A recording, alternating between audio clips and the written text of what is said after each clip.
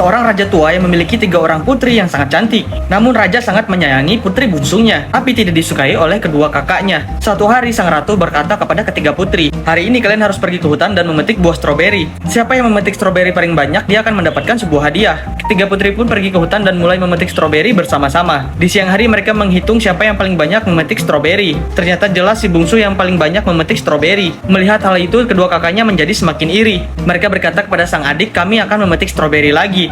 Tunggu di sini dan jangan pergi kemana-mana." Putri bungsu merasa takut dan berkata, "Tolong jangan tinggalkan aku sendirian. Aku akan membagi semua stroberiku kepada kalian." Tapi kedua kakaknya pura-pura tidak mendengarkan. Sebenarnya mereka tidak pergi untuk memetik stroberi. Mereka merencanakan untuk menyingkirkan adik mereka. Saat adiknya lemah, mereka menangkapnya lalu menyingkirkan adiknya itu. Adiknya meninggal dan kemudian jasadnya dimasukkan ke dalam kotak biola dan kemudian menyembunyikannya di batang pohon yang berlubang. Sampai di rumah, raja bertanya, "Di mana adikmu?" Kedua kakaknya berbohong dan menjawab, "Kami tidak tahu, dia tiba-tiba bertengkar dengan kami dan pergi sendiri." Sang raja panik lalu mencarinya tapi tidak menemukannya. Dua kakak ini percaya bahwa rahasia mereka tidak akan pernah terbongkar. Tapi takdir berkata lain. Bertahun-tahun kemudian, seorang pria miskin sedang menebang pohon. Tanpa sengaja menebang pohon yang menyimpan kotak biola itu. Saat dia melihat ke dalam lubang batang itu, dia melihat ada kotak biola tua. Dia mengambilnya dan mencoba memainkan biola tersebut. Saat dia memainkannya, terdengarlah musik yang sangat indah.